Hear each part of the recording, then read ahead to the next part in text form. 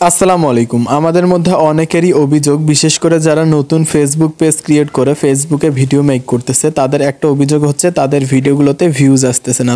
তো আজকের ভিডিওর মাধ্যমে আমি আপনাদের দেখিয়ে দেবো যে আপনাদের দ্বারা কিছু ছোট ছোট ভুলের কারণে ফেসবুক আপনাদের পেজের যে ইমপ্রেশনটা আছে সেটা কিন্তু ডাউন করে রাখছে। তো আশা করতেছি ভিডিওটা অনেক হেল্পফুল হবে। ভিডিওটা পুরোপুরি দেখার জন্য আমন্ত্রণ রইল। তো আমরা কি করব, আমরা আমাদের যে ফেসবুক পেজ আছে, পেজ থেকে আমরা কি করব, এই নোটিফিকেশনে ক্লিক করে দিব। তো তারপর দেখতে পাচ্ছেন আমার পেজের একটা রিলসে কমেন্ট করা হয়েছে। তো আমরা বেসিক্যালি যে ভুলটা করি, আমরা এখানে ক্লিক করে দেই, দিয়ে আমরা কমেন্টের যে রিপ্লাইটা আছে রিপ্লাইটা দেওয়ার চেষ্টা করি। কিন্তু আপনারা লক্ষ্য করলে দেখতে পারবেন ব্যাকগ্রাউন্ডে কিন্তু আমাদের যে রিলস ভিডিও আছে সেটা কিন্তু প্লে হয়ে গেছে। এবং আমরা যদি নিজেদের পেজ থেকে নিজেদের ভিডিওগুলো প্লে করি তাহলে কিন্তু ফেসবুক আমাদের পেজের রিচটা ডাউন করে রাখে। অর্থাৎ ফেসবুক মনে করে আমরা নিজেরাই নিজেদের ভিডিওতে ভিউজ দিচ্ছি, যার কারণে ফেসবুক আমাদের রিচগুলো ডাউন করে দেয় এবং আমাদের ভিডিওগুলো কিন্তু বেশি ভাইরাল হয় না।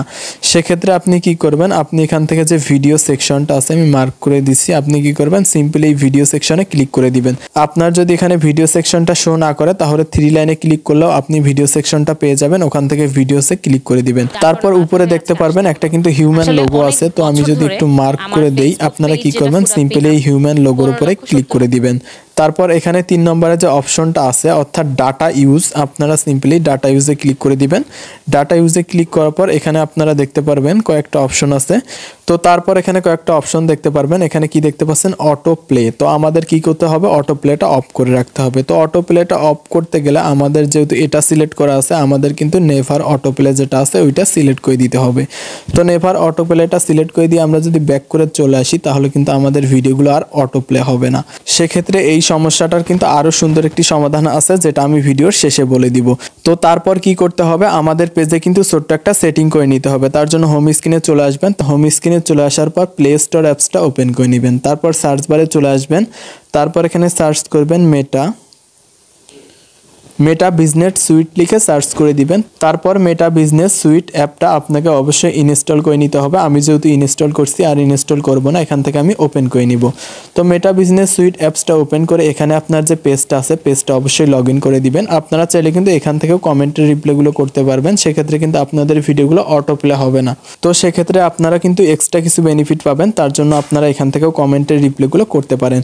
তো মূলত আমি যে সেটিংটি শেখাবো তার জন্য আপনারা কি করবেন, এখানে দেখতে পাচ্ছেন টুলস, আপনারা সিম্পলি এই টুলসে ক্লিক করে দিবেন। তো টুলসে ক্লিক করার পর এখানে দেখতে পারবেন সেটিং, আমি আবার মার্ক করে দিচ্ছি।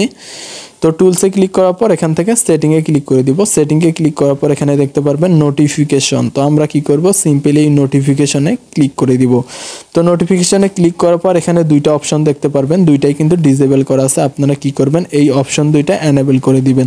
তো এখান থেকে যদি আমি প্রথম অপশনটা এনেবল করি তাহলে কিন্তু অনেকগুলো অপশন শো করবে। তো এখানে একটা অপশন দেখতে পারবেন আপনারা, আমি মার্ক করে দিচ্ছি সেক্ষেত্রে আপনাদের।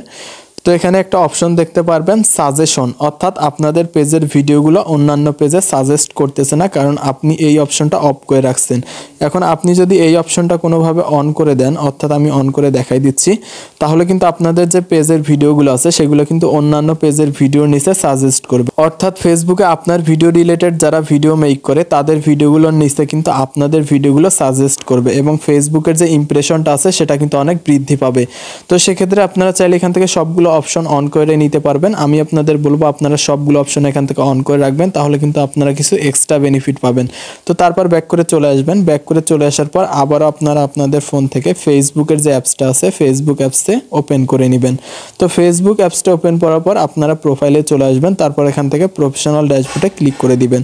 তো প্রফেশনাল ড্যাশবোর্ডে ক্লিক করার পর আপনারা একটু স্ক্রল করলে এখানে দেখতে পারবেন পেজ রিকমেন্ডেশন। পেজ রিকমেন্ডেশনে ক্লিক করে দিবেন। ক্লিক করে দেওয়ার পর এখানে চেক করে নেবেন যে আপনার পেজটা রিকমেন্ডেবল কিনা।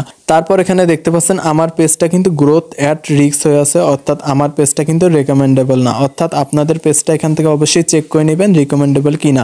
সেক্ষেত্রে আপনারা দেখতে পাচ্ছেন আমার পেজে সাম ইস্যু দেখাচ্ছে, অর্থাৎ আমার পেজে কিছু কিছু সমস্যার কারণে কিন্তু আমার পেজটা বর্তমানে রিকমেন্ডেবল না। আপনারা অবশ্যই চেক করে নেবেন যে আপনাদের পেজটা রিকমেন্ডেবল কিনা। যদি আপনাদের পেজটা রিকমেন্ডেবল না থাকে তাহলে অবশ্যই আপনাকে এই সমস্যাটা সমাধান করে নিতে হবে, না হলে কিন্তু আপনার পেজ থেকে কোনো প্রকার ভিডিও ভাইরাল হবে না। তো ধন্যবাদ সবাইকে, আশা করি বুঝাইতে পারছি। দেখা হবে পরবর্তী কোনো ভিডিওতে।